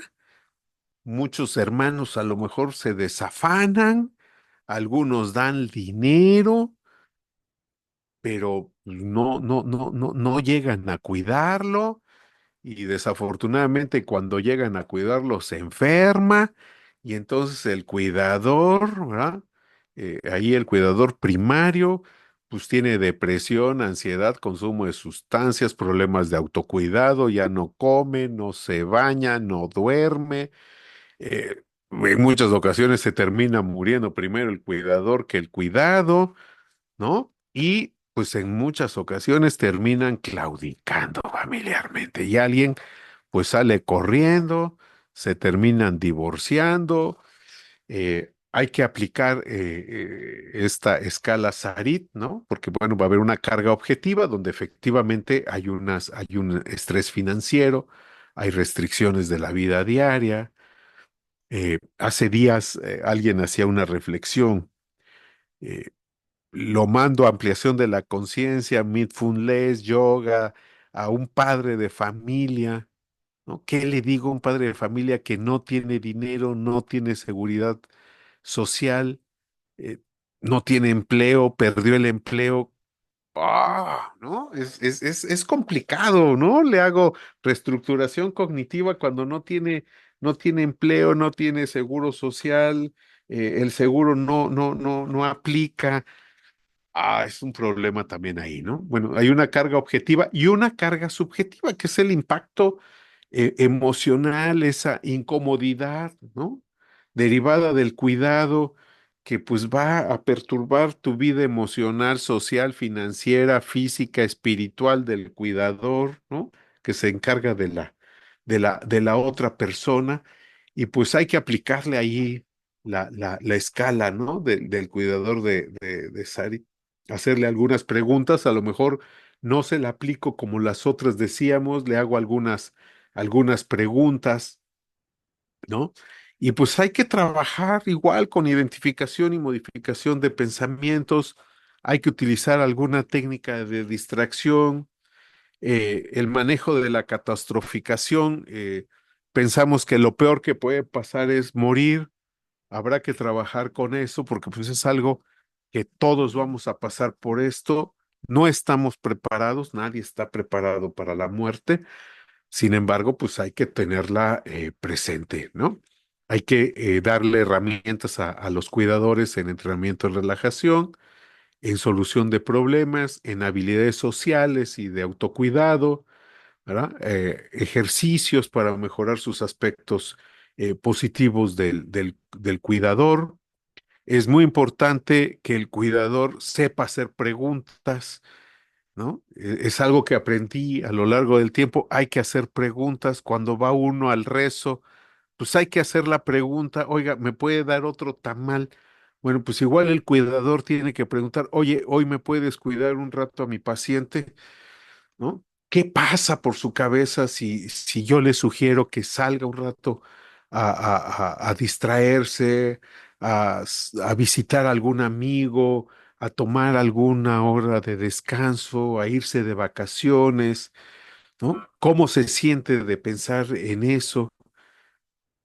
¿Qué tan probable es que tú realices alguna de estas actividades? ¿Qué le podría ocurrir a la persona mientras tú no estás? ¿No? Muchos pacientes tienen miedo, más bien temor de dejar a su paciente y que le vaya a pasar algo cuando él no esté, ¿no? ¿Qué pasaría si eso ocurre?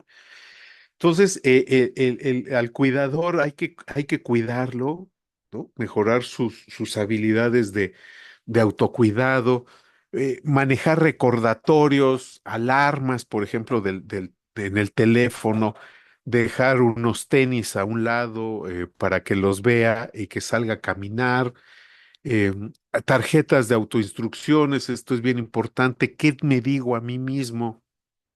¿No? Pedir ayuda, diagrama de redes de apoyo, quién me puede llevar, quién me puede conseguir un medicamento, a quién le puedo pedir un vaso con agua, quién me puede cuidar a mi paciente mientras yo salgo, ¿no? Qué taxista me lleva, me trae.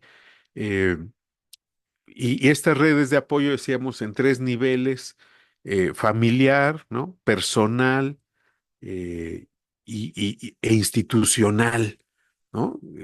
Seguro social, estas chicas de atención a derechohabientes, pues hay que mejorar esas habilidades sociales, llevarle una canastita de pan, darle las gracias, preguntarle cómo está, eh, hacer alguna pregunta, ¿no? Con el paciente, con el residente, con la de trabajo social, ¿no? Y hay que ir entrenando esas habilidades sociales, establecer límites, ¿no? Hasta qué hora sí puedo cuidar, no puedo cuidar, relajación y pues pensar que esto a lo mejor no es eterno, ¿no? En resumen, pues hay que mantener actividades en la vida diaria, actividades de ejercicio, ¿no? Recuperar algunas actividades anteriores a la aparición de la enfermedad renal, actividades sociales, mantener el contacto con los demás, estar alerta ante pensamientos negativos que pueden surgir, no evitar ciertas situaciones, hay que afrontarlas, hay que relajarnos, ¿verdad? Hacer ejercicios de respiración, expresar nuestras emociones y que las emociones son eso, solamente son emociones que no las puedo controlar, no puedo controlar enojarme o no enojarme, pero sí puedo controlar mis conductas, no puedo controlar mis pensamientos, no puedo controlar del todo mis emociones, pero sí puedo controlar mis conductas. Buscar algún apoyo grupal, ¿verdad? Y pues esto, de alguna manera, pues tratar de mejorar la calidad de vida tanto del paciente como de su familia. Pues hasta aquí, no sé si haya alguna pregunta, si me fui demasiado rápido y pues sí quisiera abrir algunos minutos, si ustedes me lo permiten. Yo sé que ha sido larga la exposición, pero si me permiten, pues abrir alguna sesión de preguntas y respuestas. Por Si en supuesto, algo puedo, luego como se acaba ya se puede. no las veo, no sé si me ven, se me puso negra la pantalla y para Claro que sí, colmo, doctor. Vamos a mi abrir el teléfono tiempo. se descargó. Ok, doctor. Vamos a abrir el A ver, tiempo para voy a preguntas tratar y de, respuestas. a ver, permítame usted, voy a tratar de abrir mi Zoom para poderlas ver, porque yo no las veo. No sé si ustedes me ven. Sí, Ustedes sí me ven. Yo no las veo. Tengo mi pantalla completamente en negro. Bueno, a ver, ¿alguien tiene alguna pregunta, comentario? ¿Sirvió de algo? ¿No sirvió? ¿Estuvo horrible? Cuéntenme, por favor. ¿No era lo que esperaban?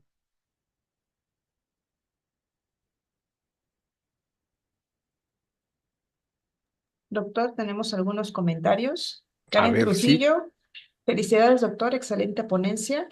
Anet Elizabeth, muchas gracias. Me dejaste con suficiente material para pensar. Nuevamente, felicitaciones, excelente ponencia, doctor. Sí. ¿Alguien tiene alguna pregunta? ¿Pregunta? No, no me puedo conectar. Pues Otro comentario, doctor. a ver, sí, dígame. Yesenia Elizabeth, felicidades, doctor. Necesitamos otra ponencia y mi duda sería cómo apoyar a los cuidadores. ¿Cómo apoyar? ¿En qué sentido? Necesitamos. ¿En qué sentido los quisiera usted apoyar?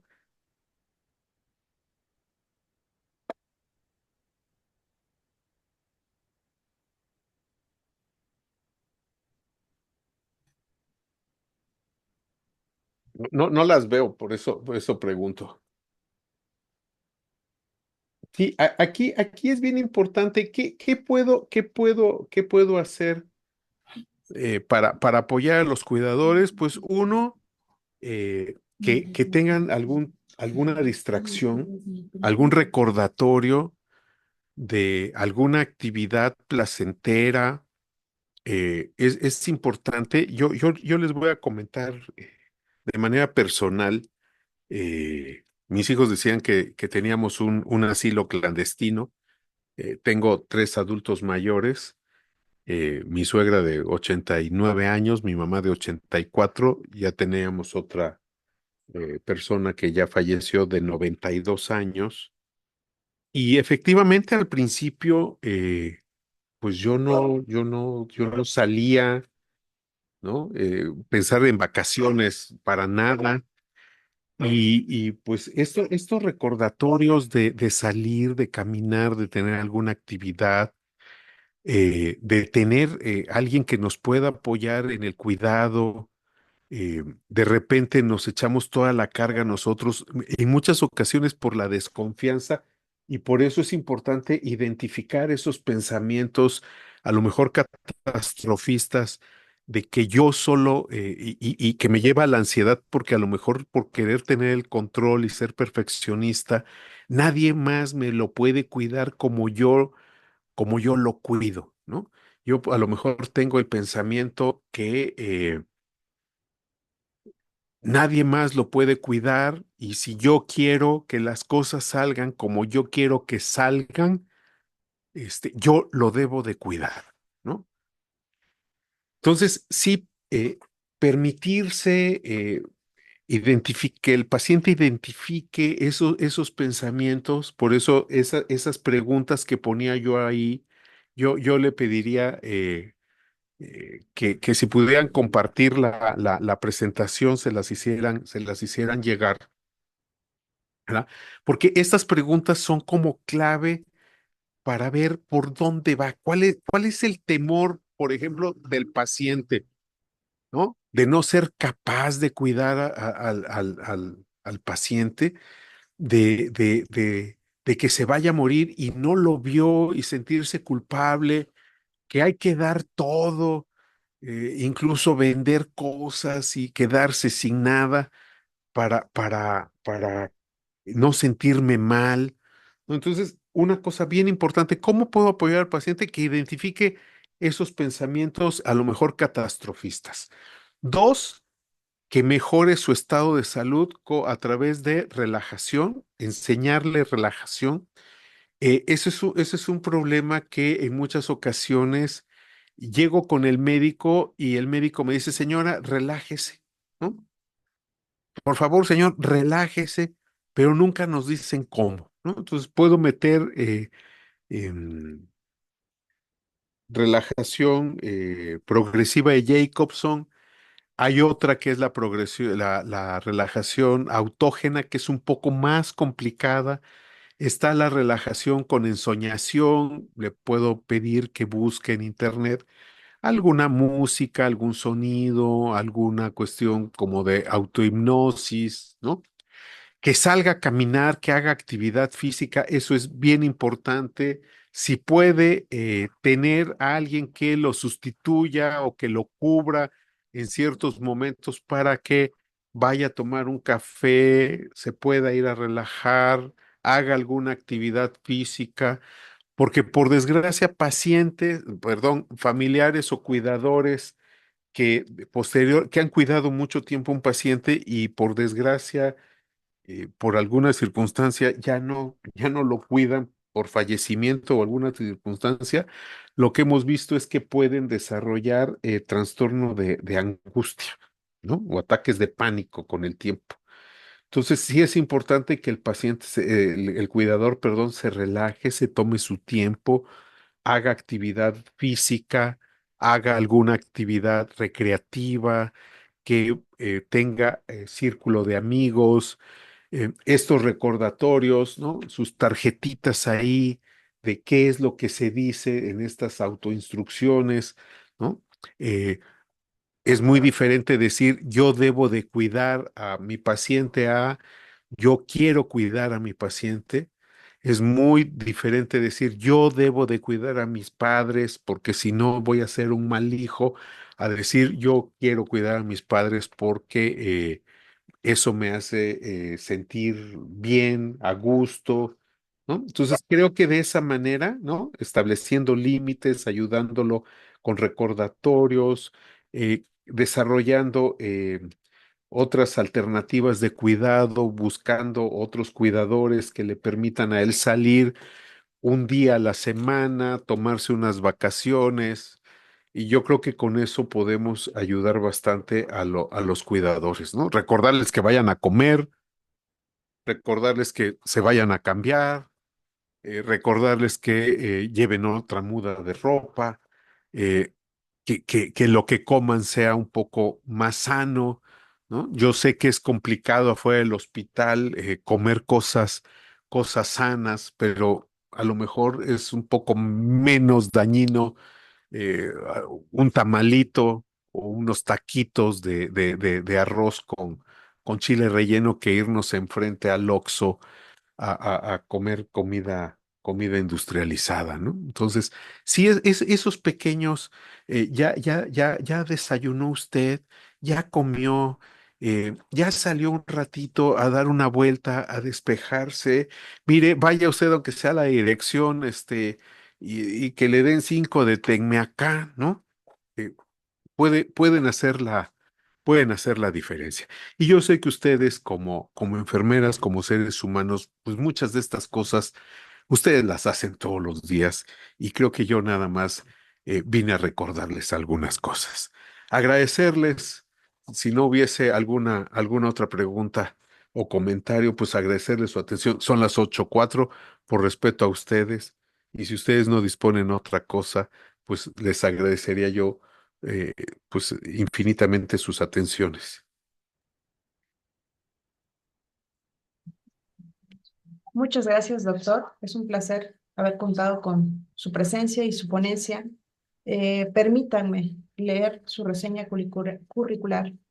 Licenciado en Psicología Educativa por la Universidad Regional del Sureste, maestro en Ciencias de la Educación con especialidad en Administración Educativa, doctor en Educación. Participó en el programa de estancias postdoctorales que se llevan a cabo en la Universidad Mesoamericana de San Cristóbal de las Casas y la Universidad de Salamanca de España, en el periodo de agosto 2022 a agosto de 2023.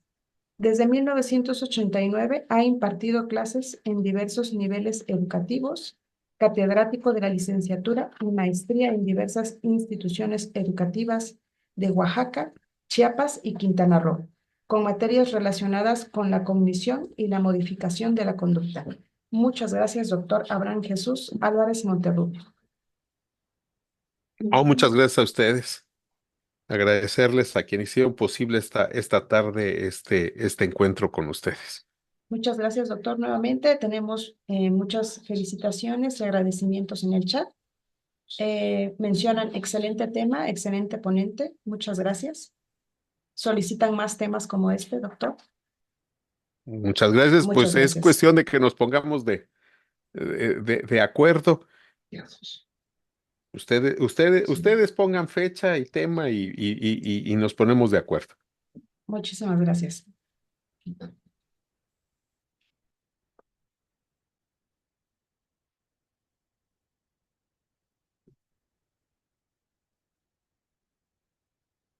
Bueno.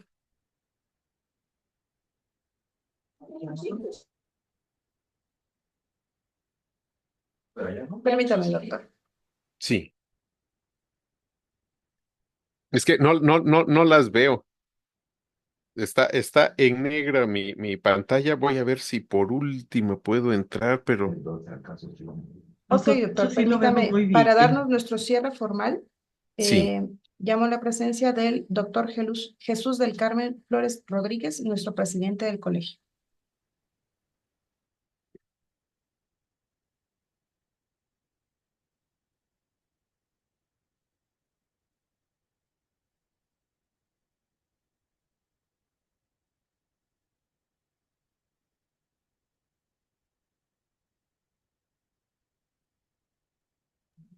¿Qué tal? ¿Cómo están? Buenas noches. Un gusto saludarlo, doctor Abraham, un gusto saludarlo también y escuchar realmente la importancia de la ponencia que nos pudo ofrecer. Le agradezco de antemano toda la información que nos presenta y sobre todo la parte de la reflexión que nos deja para cada uno también, porque es un elemento muy importante.